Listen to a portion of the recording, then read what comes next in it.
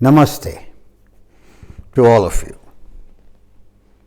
Here I am again, and as you very well know, I speak on the subject of spiritualism, which, in my opinion, after years of researching, speaking, writing, I realized,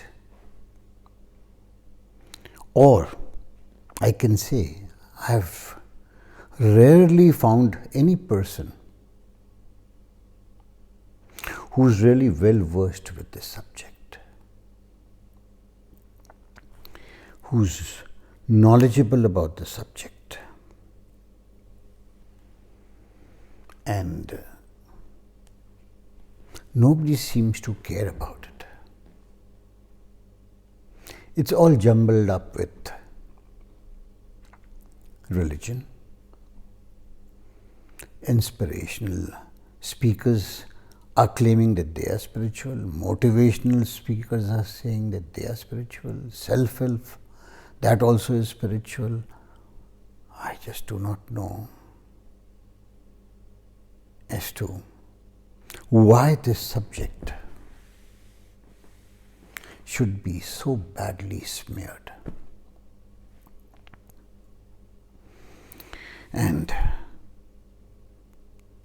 none of them seem to realize as to how vital it is to our life, to our day-to-day life. And especially now, when religion seems to be failing us, it's going downwards. The youth is not interested. It is degrading into supernatural beliefs, which modern people do not want to have any connection. It's rituals, it's traditions, it's dogmas, it's terrorism of killing each other, creating a hatred between one to another. So, when religion is going down, what else is left? You cannot mix the spirit with motivational talks and inspirational speeches. That's for the mind. For the mind to improve on itself. That's not for the spirit or the soul. That's why most of us, if you ask yourself, and if you ask anybody else about the soul and the spirit, not are they only ignorant,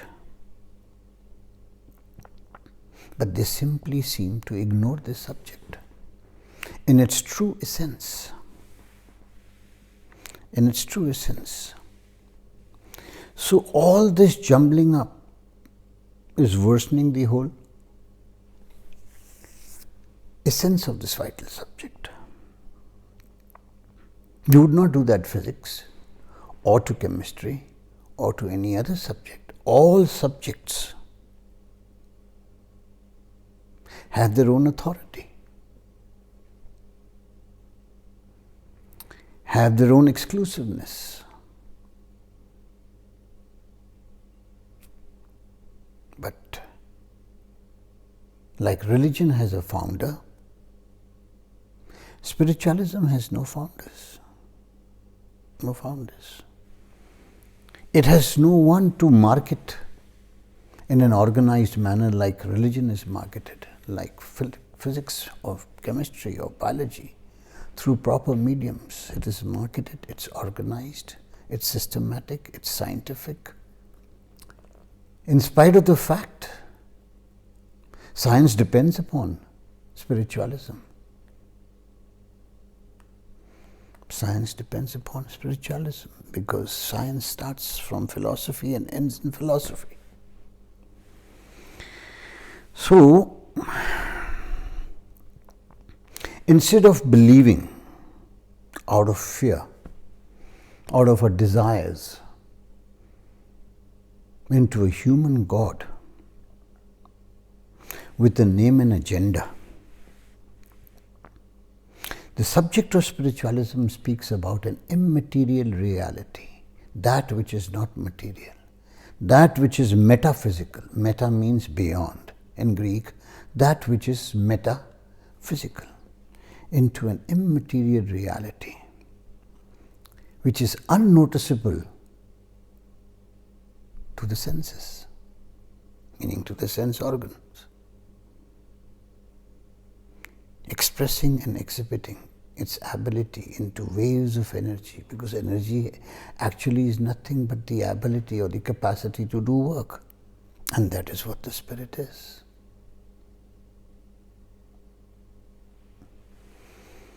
So, now you can imagine when waves of energy are mixed with emotions, are mixed with motivational speeches, and you call yourself spiritual after that. Whomsoever I meet, I discover that they feel within themselves that they are very spiritual. It's used very commonly. So,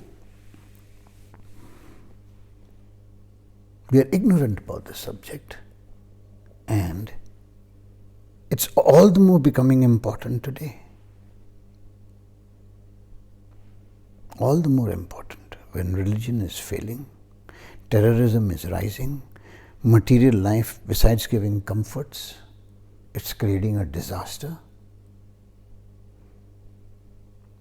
We are full of anxiety, depression, agitated, angry, negative to 70 to 80%. So all the more, this subject is becoming more and more important. And though it provides mental practices of yoga, japa and meditation, but that only takes you towards the core of your being, body and mind and the soul. Soul is beyond the body and mind. The spirit is beyond the body, mind and the soul. The spirit is universal. The soul is individual. So we have to know our connection with the expanse of the universe, trapped and individualized into a soul, referred to as the spirit, and as to how we can improve our life, know its meaning and purpose by understanding the subject of spiritualism. By understanding the subject of spiritualism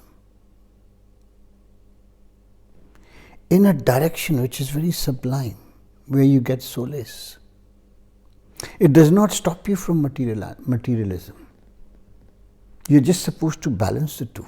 Not that the material is at, say, 99% and spiritualism is only at 1% in its authenticity, or not even 1%. So it speaks about devotion, selflessness, oneness,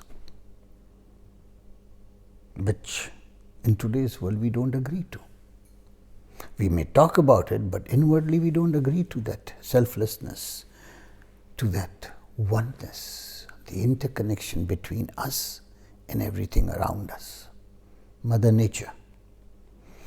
So that's what the subject of spiritualism stresses upon. And also, how does the spirit and the soul checks and guides the mind, increasing our consciousness. In the absence, the evidence of the absence of the subject is clearly revealed that the mind is functioning over 98% in a subconscious manner in auto mode, mechanically, without requiring the conscious principle, which is that wakefulness, which is that aliveness within us. Without consciousness, the mind or the brain will be pure mechanical. Every living creature has a conscious principle. The plants are conscious of the sunlight, of the water which is around them, though they cannot walk towards it. The animals are aware and conscious, but they are limited in their intensity. Whereas the human being, the intensity is the highest. And this conscious principle, in spite of being the highest, the animals and the plants, or the animals are more into oneness than we are, more into selflessness than we are. How they enjoy that togetherness that you can see in animals, but not in us. So we still have those animalistic instincts within us. We may call ourselves very wise, very intelligent, intellectuals, very knowledgeable. But deep down, if you look within yourself, you will see that there is an animal within. There is an animal within, where we are only concerned with our me and mine, into this and that, period. That's what our life is. Me and mine, into accumulating this or that, clinging to it, to identification and attachment, and that's about all. And talk very big. Talk very big. So that's what we have become. That's what we are in quantum. And that is the mind. Mind, please remember, is the quantum of what you are. And what does the subject of spiritualism convey to you? It tells you about who you are and how to direct your what you are. That is the mind and the body. Who you are. It gives you the meaning and purpose of your life, which I have spoken in my other talks. So, if we take this subject seriously, it helps us in all three, balancing all three, body, mind and the spirit. It answers all your questions.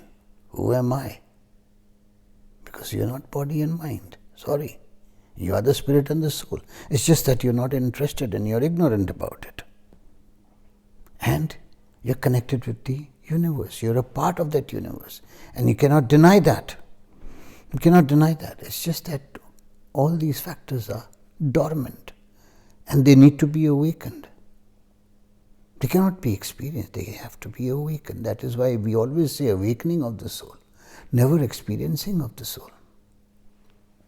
Never experiencing. It's only the mind which experiences to improve upon itself materially or spiritually. The spirit talks about the absoluteness in totality, in its fullness and wholesomeness.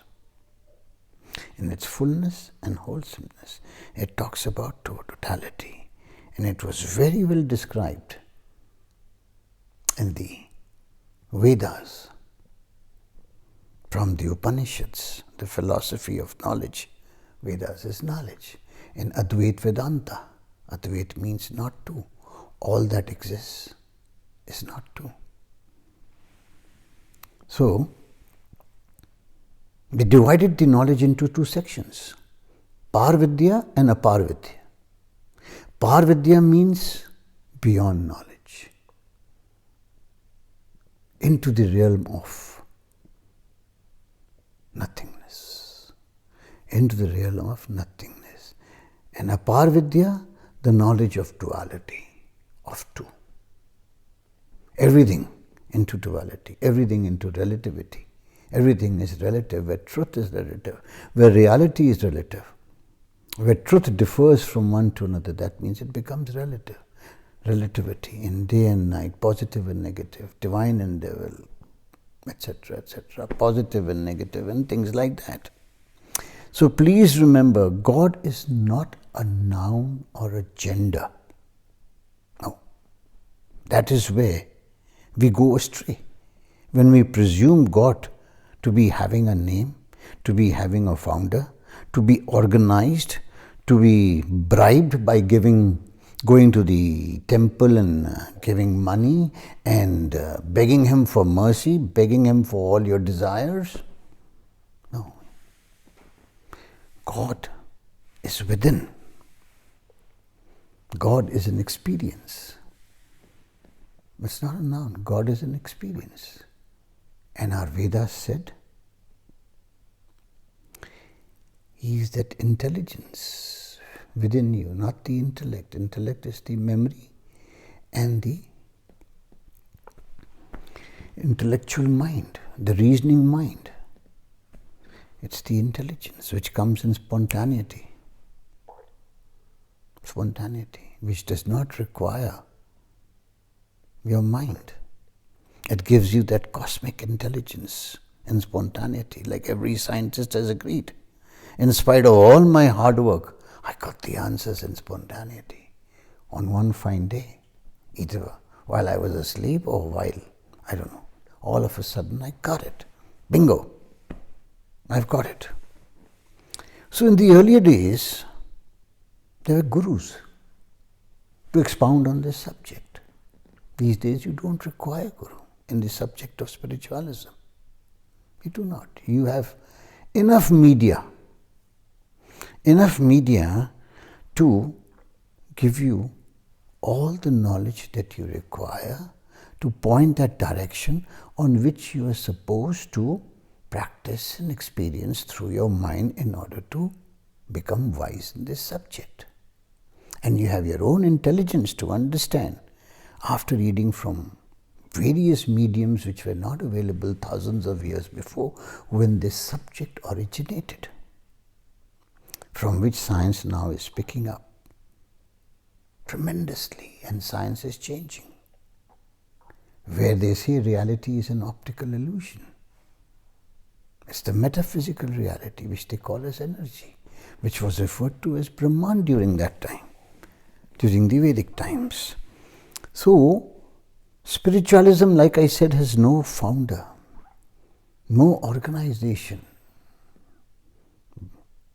to market in the right manner. Yet, we are intelligent enough to know that the essence of life is in the metaphysical realm. It's not in the body. It's not in the mind. Otherwise, we would not be saying my mind and my thoughts. We have that intelligence to understand without anybody telling us that there is a third person inside, always guiding and warning us whenever we go astray. There's a third person. Yes, we do not pay any heed to that third person inside, which is that God within. That third person is that God within. We do not. And the subject speaks about wholesomeness, absoluteness, like I said. And in the Shanti mantra, the paramount, the supreme mantra of the Vedas, this is complete, that is complete. When you take out from this completeness, it is still complete and it remains complete. All that remains is completeness. Meaning the absolute, which the law of conservation of energy in physics tells us today. That energy can neither be created nor destroyed. It is complete on its own. It remains constant. It can neither be created nor destroyed. It has subset interchangeable energies, which keep on changing from one another within. And that is the ultimate reality. One without a second, like the way the Brahman said. And during the Vedas, thousands of years back, they came out with a lot what modern science is coming out today from this Vedas, which the science is picking up, inspired by the Vedas, which many of the Nobel laureates and scientists have agreed and given credit to. So why I'm telling you all this is because the first known religion to humankind is Hinduism. Now, Hinduism is not a religion. It's a way of spiritual life. Why a way of spiritual life? Because Hinduism is not its actual name. It has been given by the Persians to the people now living in India. From the word Hindus, they could not pronounce, it became Hindus. And it was Sanatan Dharam. Sanatan means universalism, connected to the spirit. Universalism, law. Universalism, spiritual law in righteousness. And the direction given in that is, the ultimate direction is moksha. Moksha means liberation. Liberation from what? From the dual operating mind, which takes you on a roller coaster ride of duality, of this and that. Of this and that. It never lets you complete. Its knowledge is also never complete. It remains in darkness, with its knowledge always changing. Knowledge always changing. And more the knowledge you have, more the problems we are having today. And we do not seem to recognize that intelligence within the soul that is so sublime. So this universal righteousness of the Hinduism is dead today. Hinduism, like any other religion, or more than other religions, is having is breeding in the same format which the other religions are. Even though it has no founder, it has no one God. In Hinduism, you can pray to any God. Whether it's a stone, whether it's a tree, whether it's a river, whether it's an animal, because it's just a way of life.